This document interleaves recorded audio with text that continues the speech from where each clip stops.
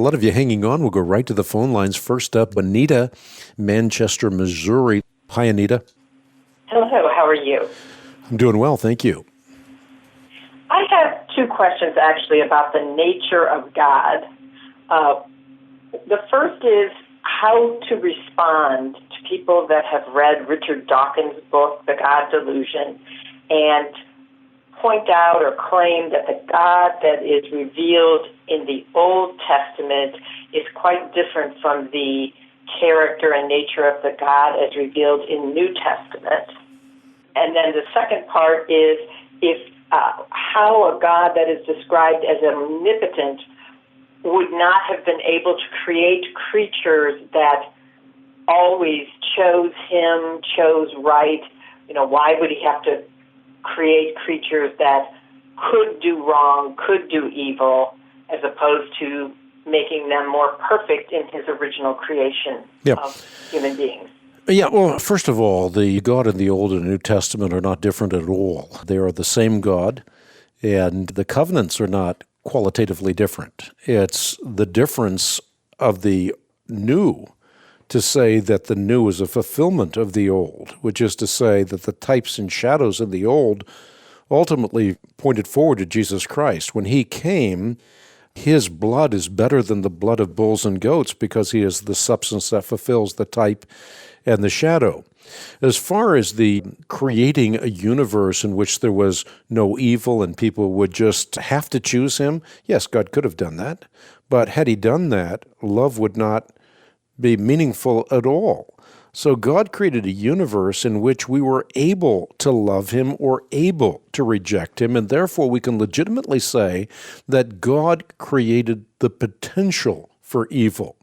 Human beings actualize that evil by their choices. But had God given us no choice, we would have been fatalistically or theistically determined. And this is precisely what philosophical naturalism tells you. Philosophical naturalism tells you that everything is fatalistic, which is to say there is no choice. What happens in life is a function of brain chemistry and genetics. God has created a universe in which we can choose to love him or choose to reject him. And that is the way it will always be, which is to say, there are those who choose a relationship with God and will have that relationship for all eternity and certainly enhanced in the new time-space continuum. There are also those who choose to reject him, and God will continue to sustain them in existence, but apart from his goodness and his grace and his love for all eternity, because that is what they want. So God could force someone to love him, but he has chosen not to, because if he did, love would not be in actuality love. If the only way I can get my wife to love me is to hold a 45 to her temple and say, love me, that's not love, that's coercion, and it's meaningless. Thank you very much.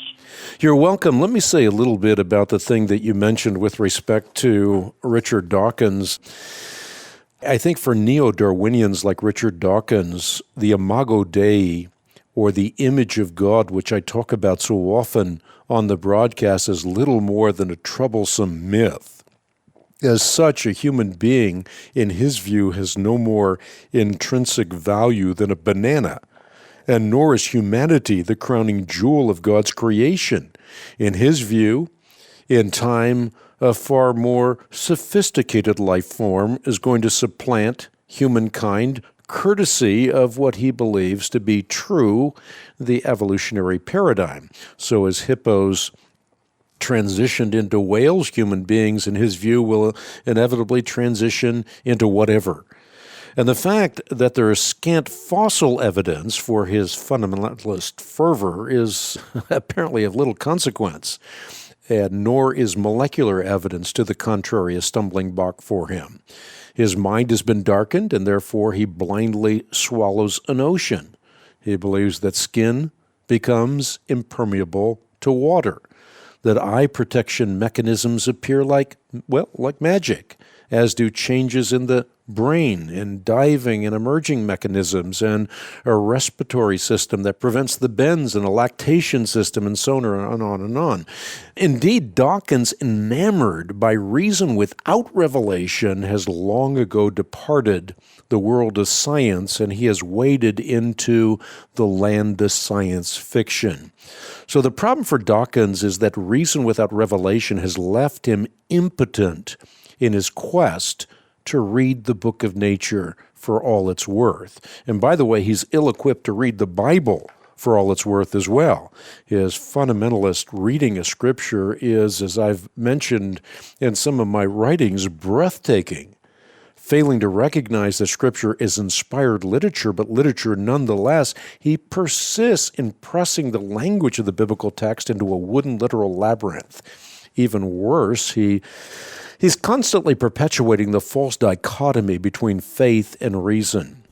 And as I've said in the opening of this broadcast, Western civilization was born out of a reasonable faith. And because that's so, its revelations rightly illuminate, they elucidate human reason. Moreover, revelation encapsulated within the Bible leads us beyond the darkness of his view of humanity to the dignity of human beings who are created in the image of God, and that is how it will always be. We're not going to evolve into something else.